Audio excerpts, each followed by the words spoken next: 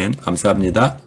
오늘 2021년도 10월 17일 주일 말씀, 제목은 하나님의 은사, 은혜로운 선물은 생명을 얻는 회개입니다.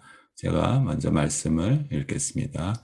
로마서 6장 23절, 죄의 싹슨 사망이요 하나님의 은사는 그리스도 예수 우리 주 안에 있는 영생이니라. 누가복음 5장 27에 32절, 그 후에 예수께서 나가사 레이라는 세리가 세간에 앉아 있는 것을 보시고 나를 따르라 하시니 그가 모든 것을 버리고 일어나 따르니라. 레위가 예수를 위하여 자기 집에서 큰 잔치를 하니 세리와 다른 사람이 많이 함께 앉아 있는지라. 바리새인들과 그들의 서기관들이 그 제자들을 비방하여 이르되 너희가 어찌하여 세리와 죄인이 함께 먹고 마시느냐. 예수께서 대답하여 이르시되 건강한 자에게는 의사가 쓸데없고 병든 자에게라야 쓸데있나니 내가 의인을 부르러 온 것이 아니요 죄인을 불러 회개시키러 왔노라. 오늘 말씀은 하나님의 은사, 은혜로운 선물은 그리스도 예수 주 안에 있는 영생이다라는 로마서 말씀을 붙들고 하나님께서 우리에게 하시는, 예수님을 통해서 하시는 말씀, 내가 의인을 부르러 온 것이 아니요 죄인을 불러 회개시키러 왔노라. 이 회개가 하나님께서 주시는 은혜로운 선물이고 이것을 통해서 우리는 예수님이라는 생명을 얻게 된다는 것을 오늘 다시 함께 나누기를 원합니다. 오늘 이 누가복음 말씀에서 등장인물은 마태라고 하는 레위, 직업은 세리고요. 당시 로마 시대 이스라엘 사람들을 소위 세금을 걷기 위해서 굉장히 악독한, 또 이스라엘 사람들의 입장에서 특별히 바리새인들과 서기관들이 봤을 때는 특별히 하나님의 적으로 간주할 수 있는 죄인이라고 평가하고 있는 그런 상태의 세리가 예수님과 그의 제자들과 함께 같이 앉아있고 또 잔치를 또 많은 다른 사람들과 함께 하고 있는 것을 보면서 바리새인들과 서기관들, 소위 요즘 말로 따지면 종교 지도자들, 당시 율법을 잘 지키려고 하는 애쓰는 사람들, 이 사람들이 예수님과 그의 제자들을 한꺼번에 비방하면서 이렇게 얘기합니다. 30절에 보면 너희가 어찌하여 세리와 죄인과 함께 먹고 마시느냐. 지금도 먹고 마시는 문제는 너무너무 중요하지만 당시에도 엄청나게 중요한 사건입니다. 먹고 마시는 사건을 통해서 내가 너와 함께한다는 사건이 함께한다는 사실이 더 부각되는 것입니다. 그런데 이때 예수님은 그 바리새인들과 그 서기관들의 그 마음을 아시고 예수께서 비유로 이러한 말씀을 하십니다. 예수께서 대답하여 이르시되 건강한 자에게는 의사가 쓸데없고 병든 자에게라 쓸데있나니 나는 의인을 부르러 온 것이 아니요 죄인을 불러 회개시키러 왔노라. 여기서 건강한 자, 또 여기서 의인, 또 여기서 병든 자, 여기서 죄인. 이 부분이 객관적으로 건강하다, 객관적으로 병들었다 이런 표현도 이해할 수 있겠지만 여기서 우리 인간은 하나님이 볼 때 완벽하게 영적으로 건강한 사람은 아무도 없습니다. 그래서 여기서 건강한 자는 건강하다고 생각하는 자, 또 여기서 의인은 의인이라고 생각하는 자, 스스로가 생각하는 자를 말합니다. 그렇지만 어찌됐든 우리 모두는 하나님 앞에서 죄인이고 모두가 하나님 앞에서 병든 자이기 때문에 예수께서는 우리 모두에게 하시는 말씀을 이 비유를 통해서 바리새인들과 그들의 서기관들도 이것을 알게 하기 위해서 하신 말씀이라고 저는 생각합니다. 오늘 이 말씀을 기초로 특별히 회개란 단어를 함께 설명하고 또 함께 나누고 이 회개의 사건이 누가복음 15장에 아주 디테일하게 잘 나와 있는 것을 또 함께 나누고자 합니다. 우리의 생명이신 예수님, 마치 자동차의 배터리로 생각하면 조금 더 이해가 쉬울까요? 아무리 차가 새로 만든 것이고 부속품들이 모두 다 정상이라고 해도 배터리가 없다면, 배터리가 방전되었다면 그 차는 시동도 걸리지 않아서 1cm도 움직일 수 없는 사용 가치가 없는, 즉 망가진 차, 죽은 차로 평가합니다. 생명이신 예수님이 우리 안에 없다면 우리도 마찬가지로 죽은 존재입니다. 성경을 믿지 않는 사람들은 기독교를 인간이 만든 종교의 틀 안에서 이해합니다. 우리가 하나님께로 찾아가는 종교로 이해합니다. 그러나 기독교는 인간이 생각하는 복을 받고자 인간이 하나님께 드리는 제사 행위를 말하는 것이 아닙니다. 기독교는 생명이신 하나님이 내 안에 직접 오시어서 죽은 우리에게 생명을 주시는 하나님의 놀라운 러브레터이고 하나님의 놀라운 선물입니다.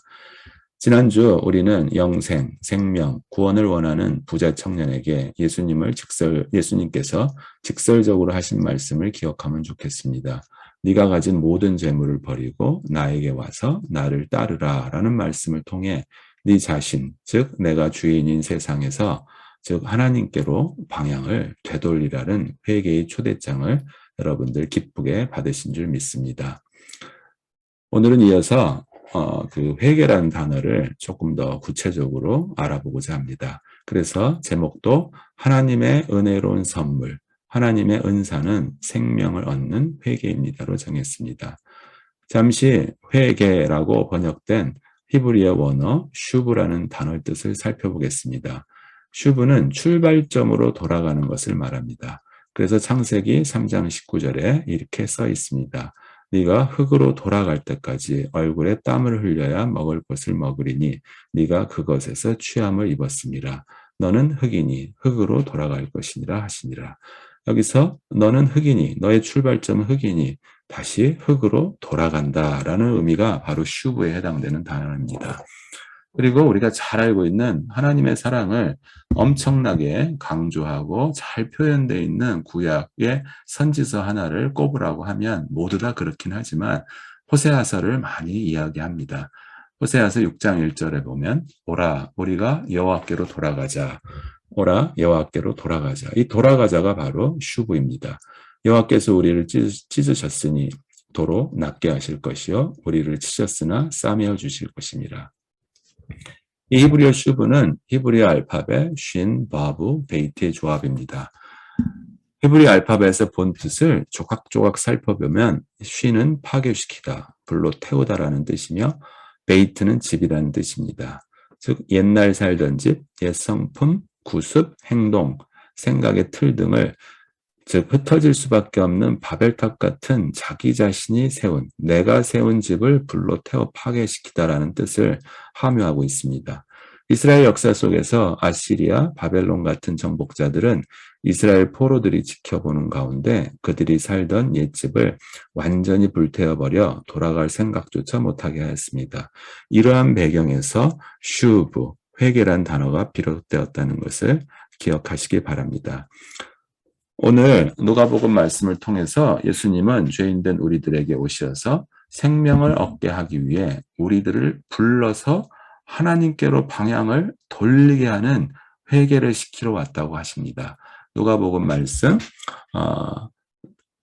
내가 죄인을 불러 회개시키러 왔노라 라는 말씀을 다시 한번 기억합시다. 이처럼 주님이 주시는 은혜로운 선물인 생명을 얻는 회개를 기쁘게 받아들일 수 있는 자들은 가난한 자, 포로된 자, 눈먼 자, 눌린 자들이라고 누가복음에서 설명하고 있습니다. 이들은 내 노력으로, 내 힘으로, 내 능력으로 고칠 수 없는 병에 걸린 자들임을 깨닫고 온전히 고침을 받고 싶은 자들이라고 말씀하십니다. 그러나 현실 안에서 우리들은 병에 걸린 줄을 잘 모르고 있습니다. 비유로 말씀드리면 수술하지 않으면 죽는 병인데도 불구하고 내가 심각한 환자라는 것을 깨닫지 못하고 있습니다. 증상이 너무 약하게 나타나서 또는 그 증상을 느끼는 감각이 너무 둔하여서 내 자신이 환자라고 전혀 인식하지 못해서 의사를 볼 필요가 없다고 생각합니다. 또한 정상이라고 생각하기 힘든 아프고 불편한 증상들을 느끼고 있음에도 불구하고 아주 큰 병이 아닐까라는 너무 큰 두려움 때문에 그리고 곧 나아지겠지라는 약간의 희망으로 몸에 나타난 증상만을 완화시키는 약을 먹고 의사에게 찾아가지 않는 분들도 있습니다. 또한 어떤 분들은 지레짐작으로 심각한 증상으로 보아 자신의 병은 고칠 수 없어서 죽을 것이라 생각해서 미리 삶을 포기하고 의사에게 가지 않는 분들도 있습니다. 또 어떤 분들은 정확한 수술만 하면 치료될 수 있다는 의사의 말을 들었지만 전문가에 대한 불신과 고집스러움이라는 심리적인 문제로 자신의 몸을 의사에게 맡기지 못하고 스스로 생각하는 방법이나 피전문가가 추천하는 잘못된 방법을 선택하는 분들도 있습니다. 정확한 치료법인 예수님이라는 수술을 받아 풍성한 생명을 얻기 위해서는 피조물인 나라는 존재가 생명이신 하나님께로 온 것을 다시 기억해야 합니다. 하나님 없이 스스로 삶을 살아가려는 것이 죄임을 깨달아야 합니다. 그리고 죄로부터 탈출하기 위해, 이 부족함으로부터 탈출하기 위해, 이 연약함으로부터 탈출하기 위해 우리는 생명이신 예수님께, 생명이신 하나님께로 방향을 전인격적으로 다시 돌려야 합니다.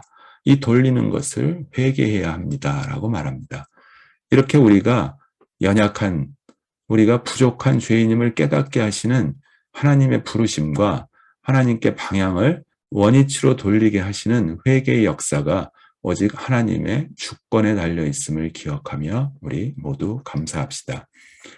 오늘 누가복음 5장 말씀을 연결시켜서 누가복음 15장 1에서 24절 말씀이 잘 연결이 됩니다. 이 말씀은 하나님의 주권적인 역사이신 회개를 하나님의 시각에서 2번, 그리고 우리의 시각에서 1번 예수님이 설명하고 있습니다. 우리가 잘 알고 있는 이야기입니다. 잃어버린 양을 다시 찾은 이야기, 잃어버린 은전을 다시 찾은 이야기, 그리고 잃어버린 아들을 다시 되찾는 이야기입니다. 첫째 이야기는 잃어버린 한 마리의 양을 다시 찾은 주인의 관점에서 죄인 한 사람이 회개하면 얼마나 기쁜가라고 예수님은 말씀하고 있습니다. 여기서 다시 양을 찾은 주인이 죄인 한 사람이 회개하면 이라는 표현을 쓴 것을 우리 잘 기억합시다. 그리고 둘째 이야기는 잃어버린 은전 하나를 여주인이 다시 찾은 이야기입니다. 귀하고 귀한 10개의 은전은 시집 올 때, 결혼할 때 가지고 온 것인데, 이 귀한 은전을, 너무 값비싼 은전을 하나를 잃어버렸을 때 이것을 계속해서 찾지 않겠느냐. 그리고 다시 찾은 후 이 주인이 얼마나 기뻐하겠는가라는 이야기가 쓰여져 있습니다. 그래서 이렇게 귀한 은전을 다시 찾은 주인의 관점에서 역시 예수님은 죄인 한 사람이 회개하면 얼마나 그 여주인이 기쁘지 아니한가라고 말씀하십니다. 이런 하나님의 관점에서 두 번을 강조해 설명한 것이 하나님의 주권임을, 하나님의 주권으로 회개가 일어남을 잘 설명하고 있다고 생각합니다. 그리고 세 번째 이야기는 우리가 아주 잘 알고 있는 탕자 이야기, 둘째 아들 이야기입니다. 이 이야기는 나의 관점에서 이 회개를 자세히 설명하고 있습니다. 미리 재산을 받은 둘째 아들이 아버지로부터 떨어져 나가서 타지에서 혼자 살아가는 장면이 나옵니다.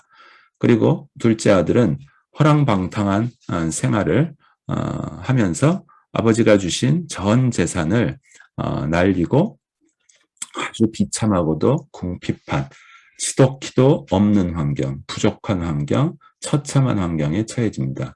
그때 아들은 스스로 돌이켜 생각하며 말합니다. 양식이 풍족한 자신의 아버지의 집을 떠올립니다. 마치 우리가 고난을 당했을 때 우리 입에서 하나님, 우리도 모르게 창조주 하나님이 입에서 나옴을 다시 생각해 봅시다. 우리는 왜 창조주 하나님을 하나님 이렇게 찾을까요? 바로 우리의 원위치가, 우리가 출발한 포인트가 바로 하나님임을 우리 마음속에 우리도 모르게 기억하고 있다는 사실을 다시 한번 기억합시다. 이처럼 양식이 풍족한 자신의 아버지 집을 떠올리는 장면이 나옵니다. 그리고 하늘과 아버지께 죄를 지었다고 고백하는 장면이 나옵니다. 우리가 그리스도인으로서 하나님의 자녀가 되었을 때 우리 모두는 하나님 아버지, 내가 죄를 지었나이다. 내가 잘못했나이다. 라는 고백하는 장면을 우리 모두 공통적으로 하고 있음을 예외 없이 보고 있습니다. 이 장면을 우리가 떠올리면서 우리가 하나님께 부르심을 받아서 하나님의 주권으로 회개하였음을 고백하였음을 기억하며 기뻐합시다. 그리고 굶고 있는 상태만이라도 면해보려는 심정으로 이 둘째 아들은 다시 아버지께로 돌아가는 장면이 나옵니다. 이후 아버지는 다시 찾은 아들을 향해서 죽었다가 다시 살아난 아들이고 잃어버렸다가 다시 얻은 아들이라며 잔치를 베푸는 장면이 나옵니다. 오늘 누가복음 5장 말씀에서 세리와 죄인들과 함께 식사를 하시는 예수님의 식사잔치 장면과 잘 일치하고 있습니다. 그리고 예수님은 나는 죄인을 불러 회개시키러 왔노라라는 이 땅에 오신 하나님이신 예수님의 말씀에 우리 모두 감사 찬양 드립시다. 오늘 누가복음 말씀을 통해서 다시 한번 말씀을 마무리하도록 하겠습니다. 만약 우리에게 예수님이 없다면 우리는 너무나도 상심 속에서 소망이 없는 삶이 될 것입니다. 그러나 그러나 하나님은 기쁘게도 그 병은 정확히 진단을 하고 정확히 치료를 한다면 완전히 정상으로 회복될 수 있는 병이라고 선포하고 있습니다. 이처럼 예수님이라는 예수님이라는 수술칼로 수술을 받게 되면 우리 안에 죽은 세포는 완전히 제거되고 새로운 세포가 우리 안에 채워져서 새 생명을 얻게 된다는 사실을 믿고 믿음으로 하나님께 방향을 돌리는, 믿음으로 하나님께 회개하는 주의 은혜가 여러분 모두에게 있기를 간절히 기도드립니다. 고린도후서 5장 17절 그런즉 누구든지 그리스도 안에 있으면 새로운 피조물이라 이전 것은 지나갔으니 보라 새 것이 되었도다. 아멘.